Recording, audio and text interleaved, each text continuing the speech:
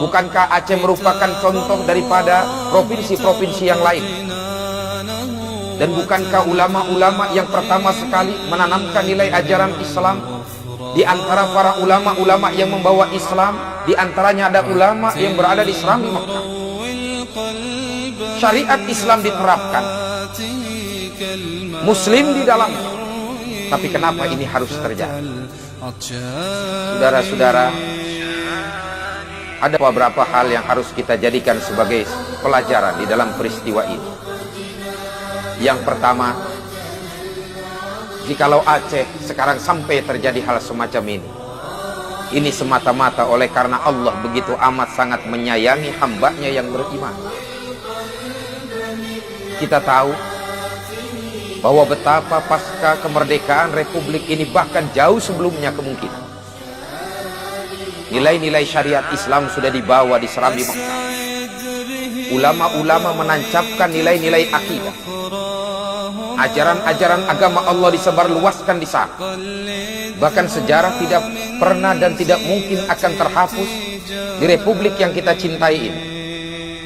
Sejarah tinta emas yang telah tertulis pasca kemerdekaan Republik Indonesia, bahwa rakyat Aceh lah yang pertama sekali menyumbangkan pesawat terbangnya untuk Republik ini.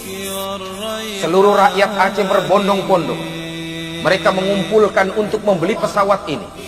Ada yang mengeluarkan gelang emasnya, ada yang mengeluarkan merelakan kalungnya, ada yang merelakan cincinnya.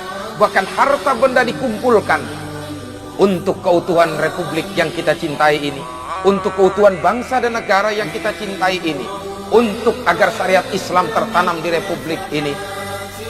Rakyat Aceh dengan ikhlas, dengan ridho, mereka menyerahkan itu semua. Ini satu gambaran betapa tinta emas ini tidak mungkin akan dapat terhapuskan begitu saja. Tapi mengapa ini harus terjadi?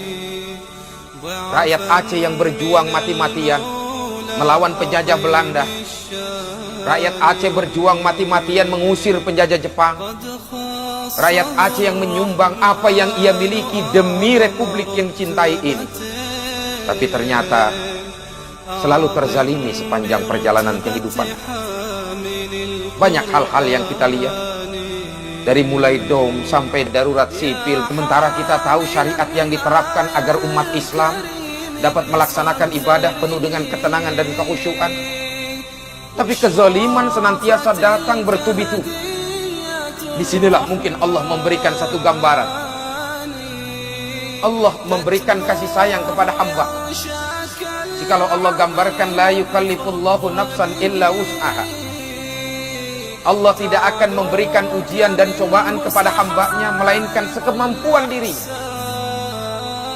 Mungkin Allah sudah lebih tahu bahwa hamba-hambanya yang soleh sudah terlalu banyak terzalimi, maka terjadilah ini gempa dan tsunami. Hamba-hamba Allah yang soleh, seolah-olah Allah berkata, wahai hamba-hambaku yang soleh, kau ibadah kepadaku, kau sujud kepadaku, kau beriman kepadaku, kau tidak melakukan perbuatan nista dan dosa. Apa yang aku perintahkan kau kerjakan.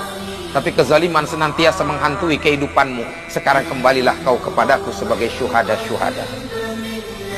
Saudara-saudara, ma'asyiral muslimin rahimakumullah, boleh jadi saudara-saudara kita yang meninggal dunia satu akidah sesama dengan kita, mereka sebagai syuhada-syuhada di sisi Allah.